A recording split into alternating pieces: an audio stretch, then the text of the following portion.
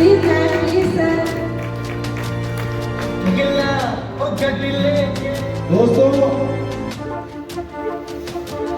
ये कार जो है बहुत छोटी सी Altos है।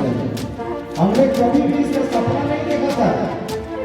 एक साइकिल से चलने वाला व्यक्ति, ट्यूशन पढ़ाने वाला व्यक्ति आज कार पर अगर चल रहा है तो इसके पीछे सबसे बड़ा योगदान है हमारे डेडिकेशन का और हमारे शहर के सहयोग का। हम